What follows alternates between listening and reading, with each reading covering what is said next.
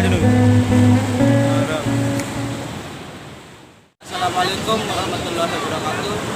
Nama saya Agus Setiawan dari Universitas Mataram, Fakultas Hukum. Saya diberikan tugas oleh dosen atas nama Pak Irfan SHMH tentang contoh naskah perjanjian binominan. Tapi sebelum itu saya akan memaparkan apa istilah dari binominan itu sendiri. Jadi binominan itu adalah kontrak timbul, tumbuh dan berkembang dalam masyarakat. Dan jenis-jenis kontrak ini belum dikenal pada saat KUH Perdata belum diundangkan. Yang termasuk dalam kontrak binominan adalah yang pertama adalah kontrak surogasi, kontrak terapeutik, perjanjian kredit, standar kontrak, perjanjian kemitraan, perjanjian karya pengusaha, pertambangan batubara, dan kontrak pengadaan barang dan lain sebagainya. Selanjutnya saya akan menjelaskan contoh tentang kontrak binominan, yaitu kontrak surogasi. Jadi kontrak surogasi adalah perjanjian yang dibuat oleh orang tua pemesan kepada ibu surogat, di mana ibu surogat bertugas untuk mengandung, melahirkan, dan menyerahkan anak kepada orang tua pemesan. Dan di sini orang tua pemesan berkewajiban untuk membiayai segala yang dibutuhkan oleh ibu surogat. Pendapat para ahli tentang kontrak surogasi. Yang pertama, pendapat pertama berpendapat perjanjian itu tidak sah. Yang kedua, berpendapat bahwa kontrak surogasi itu adalah sah. Jadi pendapat pertama diwakili oleh Komisi World di Inggris, Leiden dan Pur, Boto Berata. Rekomendasi Komisi World kepada pemerintah Inggris yang berbunyi sebagai berikut.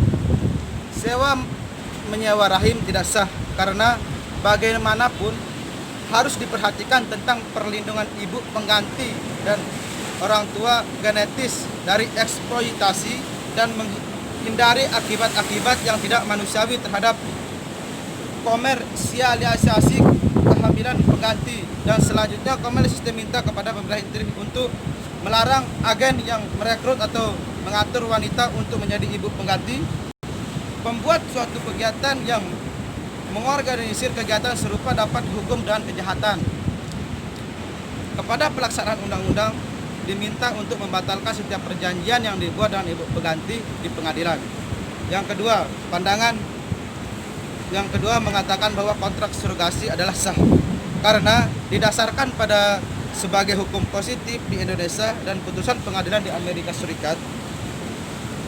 Hukum positif yang mengatur tentang kontrak surogasi secara khusus di Indonesia belum ada. Namun, apabila kita menggunakan cara berpikir argumen terhadap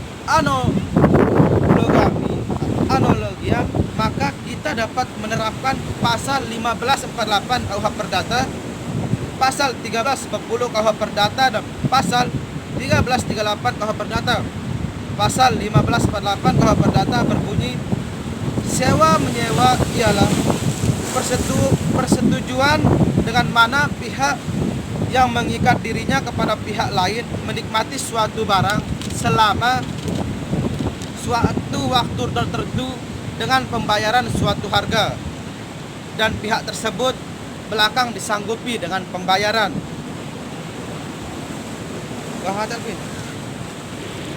Subjek dan objek dalam kontrak surogasi. Pada dasarnya yang menjadi para pihak dalam kontrak surogasi adalah orang tua pemesan dan ibu pengganti. Tetapi dalam kasus bayi Melissa, maka yang menjadi subjek dan kontrak surogasi ini adalah TN Ster sebagai ibu pemesan. Sedangkan dalam kontrak surogasi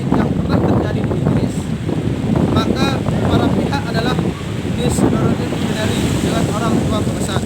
Di sini, Lauren Pinelli adalah seorang wanita yang belum pernah kawin di Afrika.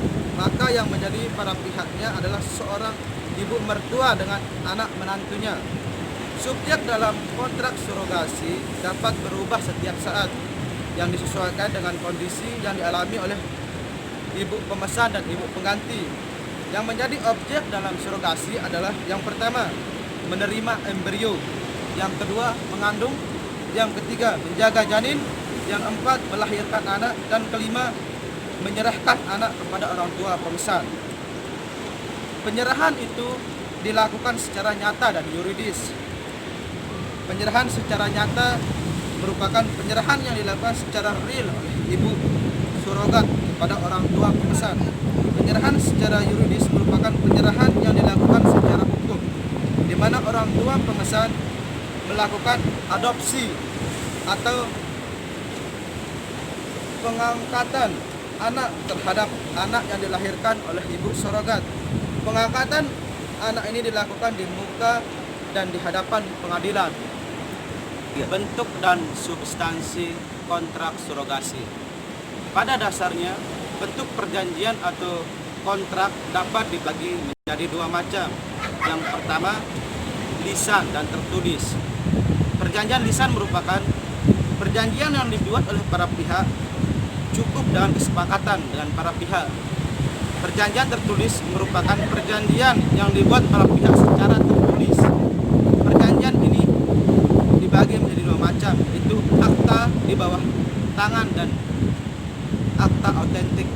Berdasarkan analisis terhadap putusan pengadilan negara bagian New Jersey, Amerika Serikat, ditentukan substansi dalam perjanjian tersebut.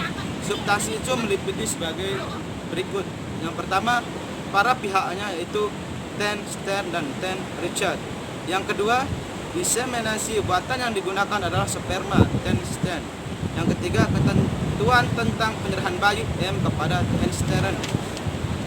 Yang keempat, ketentuan tentang pembayaran Ten Stern membayar biaya kepada Newitt yang sebesar $10.000 setelah melahirkan.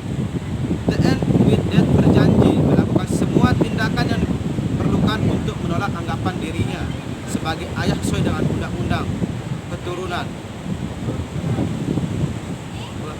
Sudikno Mortokusumo juga mengemukakan persyaratan-persyaratan yang harus dimuat dalam kontrak antara ibu pengganti dan orang tua pemesan. Syarat-syarat itu meliputi imbalan jasa mengenai status anaknya, bagaimana kalau ibu pengganti itu hidup kurang berhati-hati sehingga menyebabkan anak yang dikandungnya meninggal dunia. Di samping hak-haknya atas balas jasa dan pelayanan kesehatan yang baik, ibu pengganti juga mempunyai kewajiban, yaitu agar anak yang dikandung lahir sehat dan menyerahkan kepada suami istri yang menitip embrio kepadanya. Sudikno Mortokusumo. Apabila diperhatikan isi perjanjian persyaratan-persyaratan di atas, maka tampaklah bahwa ibu pengganti harus menyerahkan kepada suami istri yang menitip embrio kepada dan membantu dalam menyelesaikan prosedur-prosedur hukum berkaitan dengan status hukum yang diinginkan dan perubahan nama keluarga dan anaknya. Walaupun substansi kontrak ini cukup bagus, namun dalam kenyataan ibu pengganti telah melanggar substansi kontrak yang dibuat. Hal ini terjadi di Amerika Serikat, yaitu ibu pengganti tidak memenuhi isi kontrak. Seperti kasus yang terjadi pada bayi Melissa, ibu pengganti tidak mau menyerahkan anak kepada ibu pemesan, sehingga pada akhirnya pengadilan memberikan keputusan sah atau tidak perjanjian tersebut. Pada pengadilan tingkat pertama memenangkan orang tua genetis anak tersebut. Sedangkan pada pengadilan tingkat kasasi, kontrak surogasi dikatakan tidak sah karena bertentangan dengan undang-undang yang ada dan bertentangan dengan asas umum di negara bagian New Jersey. Mungkin hanya ini yang dapat saya sampaikan. Apabila ada salah kata, saya mohon maaf. Wabillahi taufiq wal hidayah. Assalamualaikum warahmatullahi wabarakatuh. Semoga bermanfaat bagi kita semua.